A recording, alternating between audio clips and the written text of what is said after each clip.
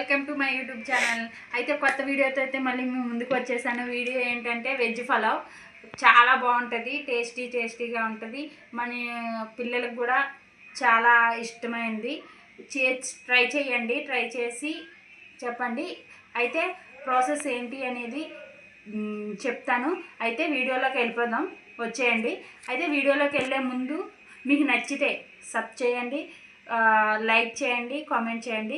Like comment మాత్రం compulsory చేయండి. మీకు నచ్చితే కంపల్సరీగా సబ్స్ అయితే చేయండి. ఓకే గాయస్, వీడియోలోకి అయితే వెళ్ళిపోదాం, వచ్చేయండి. స్టవ్ అయితే ఆన్ చేసుకోవాలి, బొగోనా పెట్టుకోవాలి. బొగోనా వాటర్ అంతా ఆరిపోవాలన్నమాట. ఫుల్లో పెట్టుకొని బొగోనా వాటర్ అంతా అయిపోయేదాకా వెయిట్ చేయాలి. ఎందుకంటే వాటర్ ఉండగా ఆయిల్ వేస్తే అది సౌండ్ వచ్చి మన మీదకైతే వస్తుంది, కాలిపోద్ది. అందువల్ల ఏంటంటే ఎప్పుడైనా సరే బొగోనా పెట్టి వాటర్ అంతా ఇంకిపోయేదాకా ఆయిల్ అయితే వేయకూడదు.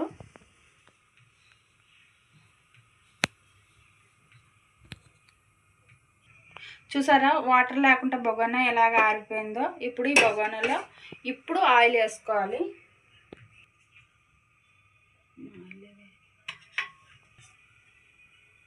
తీకు కళాయి తీకు, ఇందులో ఆయిల్ పెడతాను.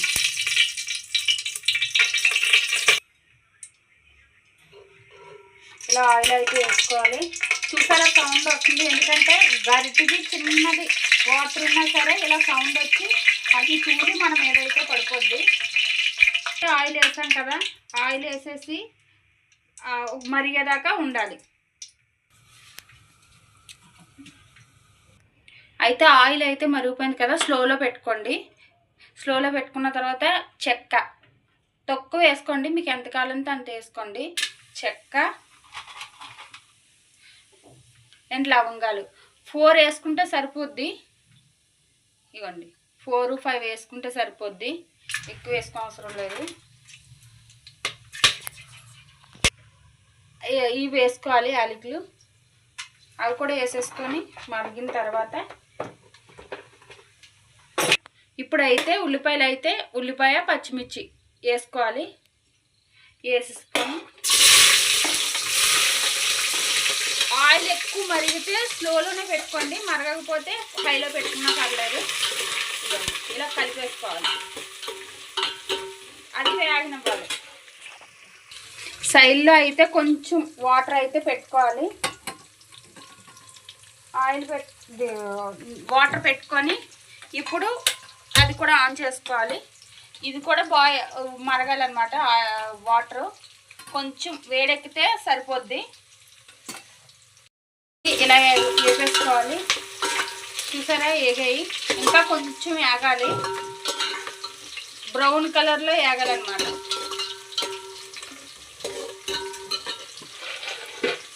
ఇలా బ్రౌన్ కలర్లో వేగిన తర్వాత ఇవ్వండి, ఇలా వేగిన తర్వాత ఇప్పుడైతే మనం కట్ చేసుకొని పెట్టుకున్న క్యారెట్ ముక్కలు కట్ చేసుకొని పెట్టుకున్నాం కదా సైడ్లో, ఈ క్యారెట్ ముక్కలు ఇందులో వేసేసుకోవాలి. వేసేసుకొని ఇలా కలిపేసుకోవాలి.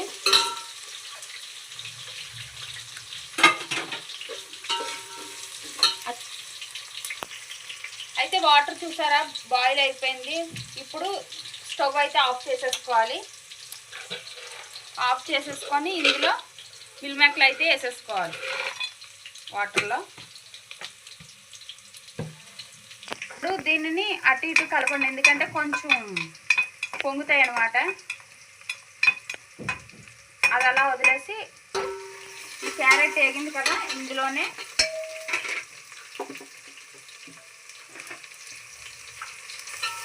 చూసారు కట్ చేసి పెట్టుకున్న ఆలు, అంటే మీకు ఎన్ని కావాలంటే అన్ని వేసుకోండి. ఎక్కువగా బంగాళదుంపలు తిన్న వాళ్ళు అయితే ఎక్కువ వేసుకోండి, తక్కువ తిన్న వాళ్ళు అయితే తక్కువ వేసుకోండి, మీకు నచ్చినన్ని వేసుకోండి. అయితే ఇవి కూడా వేసేసుకోవాలి. ఇవి కూడా వేసేసుకొని బాగా కలిపేసుకోవాలి. ఇవి బఠానీ, పచ్చి బఠానీ అన్నమాట. ఆ బఠానీ అయితే నానబెట్టేసుకోవాలి.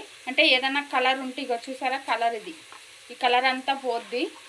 ముందుగా నానబెట్టేసుకోవాలి మనం వండుకునే ముందు. ఇప్పుడు ఇవి నానిన తర్వాత ఇవి నీటిలోంచి తీసేసి ఇవైతే ఇందులోనే వేసేసుకోవాలి.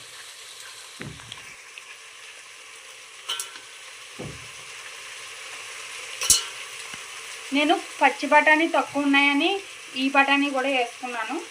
మీ దగ్గర పచ్చి బఠానీ అంగా ఉంటే పచ్చి బఠానీ వేసుకోండి.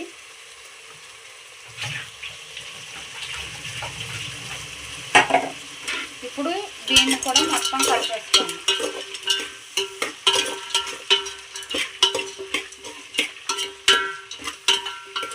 బాగా కలవాలి. ఇది బాగా వేగాలి. పచ్చి పచ్చిగా ఉండకుండా బాగా వేగిన తర్వాతే ఏదైనా చేయాలి. ఇది వేగనిద్దాం. ఇప్పుడైతే ఇందులో మిరిమాకులు ఉన్నాయి కదా, ఇవి పక్క సైడ్ తీసుకోండి వాటర్లో నుంచి.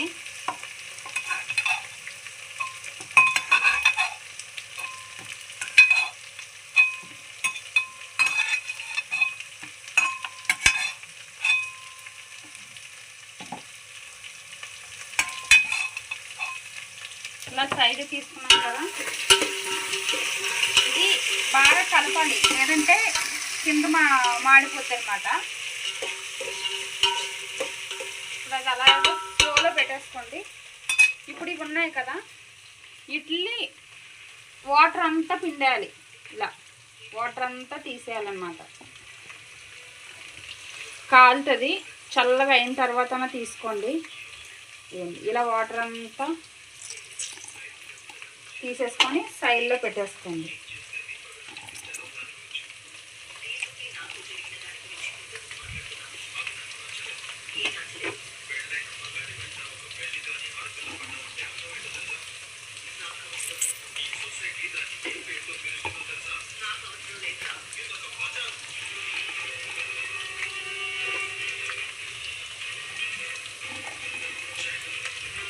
చూసారు వాటర్, ఈ వాటర్ సైడ్లో పడేయండి.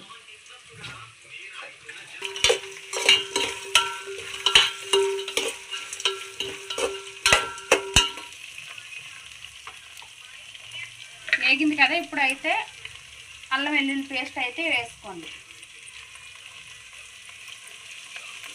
ఘాటు ఎక్కువ కావాలంటే కొంచెం ఎక్స్ట్రా వేసుకోండి, లేదా నార్మల్గా ఉండాలంటే కొంచెం వేసుకోండి. ఇప్పుడు ఐలో పెట్టుకొని ఇది బాగా మగ్గనివ్వాలి.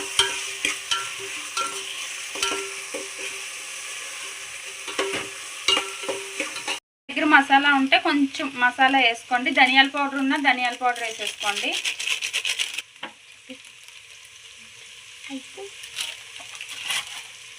అయితే ఇప్పుడు ఇది కూడా కలిపేసుకోండి.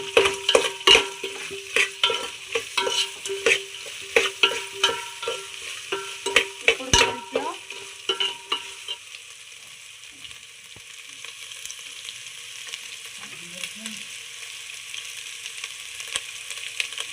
సాల్ట్ అయితే వేసేసుకోండి.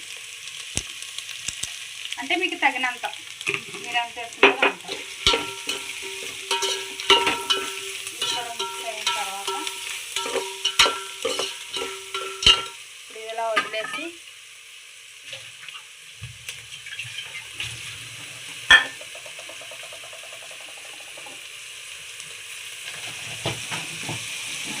ఇప్పుడైతే రైస్ తీసుకున్నాం కదా, దీని కొలత తీసుకోవాలన్నమాట. నేను ఈ బొగోనాతో రైస్ తీసుకున్నాను.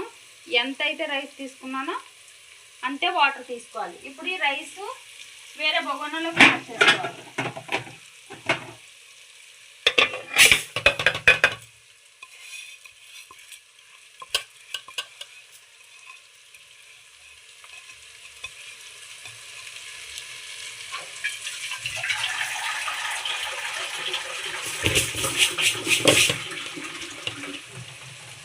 పెట్టు. ఈ బొగోనాతో రైస్ తీసుకున్నాను కదా, ఈ బొగోనాతోటి వాటర్ తీసుకోవాలి. ఒక్క బొగోనా రైస్ తీసుకునేటప్పుడు 2 బొగోనాలు వాటర్ వేయాలి. ఒకటి,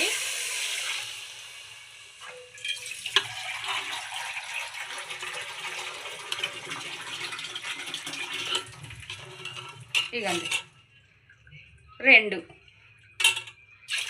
వేసేసుకోవాలి. వేసేసుకొని కలిపేసుకోవాలి. కలుపుకొని సాల్ట్ సరిపోయిందో లేదో చూసుకోవాలి. మీరు రైస్ వేసేటప్పుడు సరిపోద్దా లేదా అన్నీ చూసుకొని, సరిపోకపోతే కొంచెం మళ్ళీ సాల్ట్ వేసుకోవాలి. ఇలా వేసుకొని కలిపేసుకున్న తర్వాత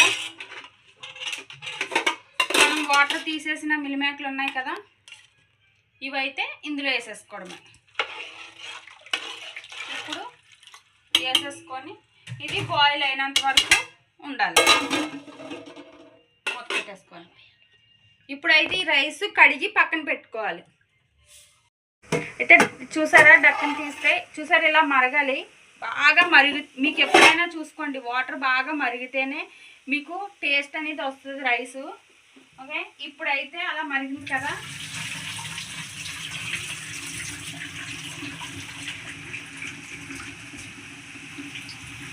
సిమ్లో పెట్టుకోండి.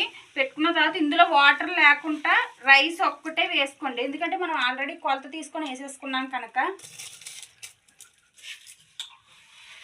ఇలా వాటర్ అంతా తీసేసి ఓన్లీ రైస్ ఒక్కటే వేసుకోండి.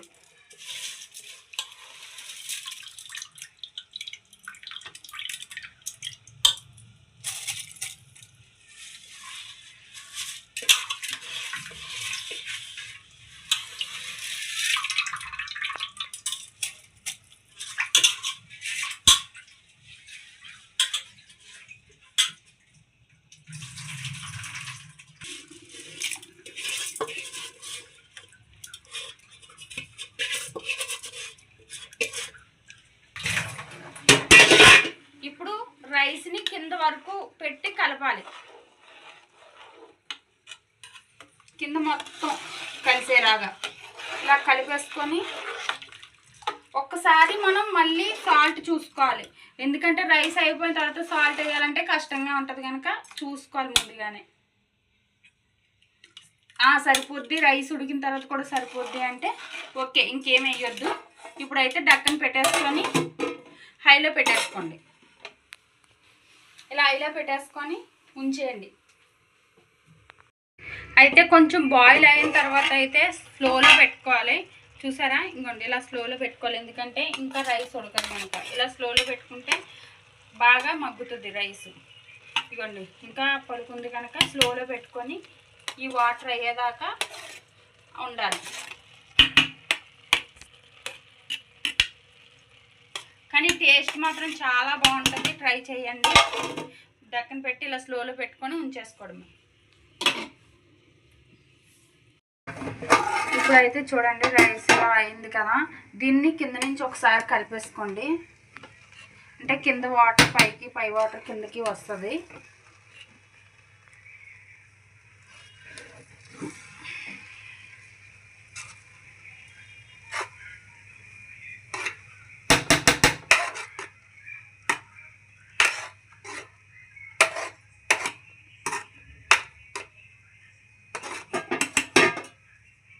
ఒకసారి రైస్ ఉడికిందో లేదో చూసుకోండి. చూసారా, ఇలా ఇలా అంటే కొంచెం ఉడుకుతుంది కదా, ఇంకా కొంచెం పొలుకుంది కనుక సిమ్లో పెట్టేసుకొని మూత పెట్టేసుకొని ఒక 5 minutes అయితే వదిలేయాలి. ఒకసారి డక్కన్ ఓపెన్ చేసి 5 నిమిషాలు అయిపోయిన తర్వాత ఒకసారి చూసుకోండి, మళ్ళీ ఇలా కలిపేసుకోండి కింద నుంచి మీద దాకా. మెల్లిగా కలుపుకోండి, రైస్ ఇరిగిపోయేలా కలుపుకోవద్దు. చూసారా, రైస్ అయిపోయింది, ఇలాగే ఉండాలి, మరీ మెత్తగా అయిపోతే బాగోదు. ఇప్పుడు మీకు కొత్తిమీర ఉంటే కొత్తిమీర వేసేసుకోండి, నా దగ్గర కొత్తిమీర అయితే లేదు, అందుకనే నేను కొత్తిమీర వేసుకోలేదు. కొత్తిమీర ఉంటే కొత్తిమీర కంపల్సరీ వేసుకోండి, పైన వేసేసుకొని ఇప్పుడైతే దీన్ని ఆపేసుకోవాలి, గ్యాస్ స్టవ్ ఆపేసుకొని. చూసారా గాయస్, ఇలా ఉంది, టేస్ట్ కూడా చాలా బాగుంటుంది. నెక్స్ట్ ఏంటంటే ఇది మనం కాయగూరలు ఎక్కువ వేసుకుంటే ఎక్కువగా కనిపిస్తాయి, నేను తక్కువ వేసుకున్నాను అందుకే అవి ఎక్కువ కనిపించట్లేదు. మనం ఎక్కువ కాయగూరలు వేస్తే ఇంకా బాగుంటుంది. అయితే ఇప్పుడు చూసారా కలర్ఫుల్గా నీట్గా ఎలా ఉందో. పోనీ నేను టేస్ట్ చేసి చూపిస్తాను, చూడండి. టేస్ట్ అయితే చాలా బాగుంది, ఒకసారి ట్రై చేయండి, కంపల్సరీగా నచ్చుతుంది. ఓకేనా గాయస్, బాయ్.